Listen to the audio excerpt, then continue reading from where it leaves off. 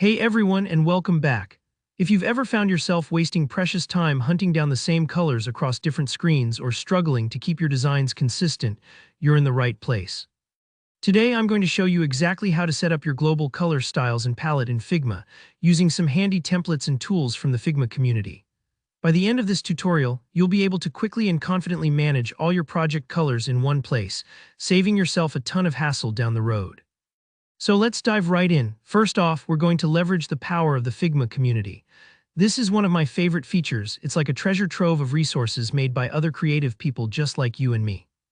Rather than building a color system from scratch, we can borrow templates and tools others have generously shared. Not only does this save you time and effort, but you also get to see how other designers structure their palettes, which can give you inspiration for your own projects. So hop over to the Templates and Tools section of the Community tab inside Figma. In the search bar, type in Global Colors. You'll see a bunch of templates pop up. Take a moment to scroll through and preview a few. Some palettes emphasize accessibility, others are great for branding, and you might find one that feels perfect for your style or needs. I recommend picking a template that has a nice variety of neutral shades and accent colors, something flexible. This isn't a decision you have to agonize over, though. Remember, you can always come back and tweak your palette later on. Once you've found a color template you like, go ahead and hit duplicate to bring it into your own Figma workspace. It may take a couple seconds to load, especially if there's a lot in the file, but once it's in, you'll see all the color swatches laid out nice and tidy. Now you're going to copy the color template. Simply select the palette components or frames, right-click and choose Copy. Switch over to your own design file and paste them right onto your canvas.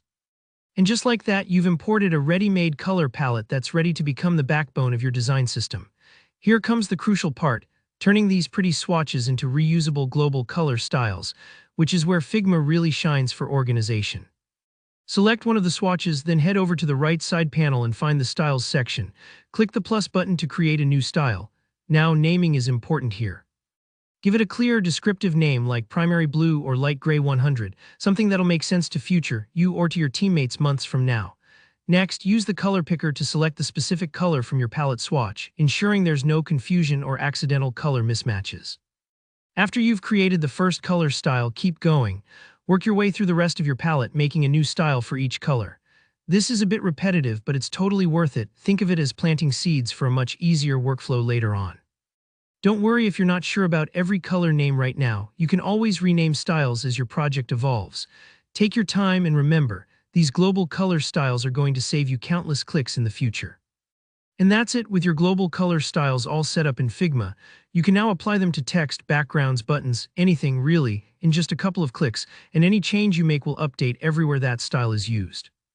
It's a huge upgrade to your workflow and helps your design stay clean and cohesive.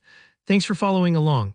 If you found this tutorial helpful, please give it a thumbs up, leave a comment if you have any questions or tips of your own, and don't forget to subscribe for more practical design walkthroughs. Happy designing, and I'll see you in the next one.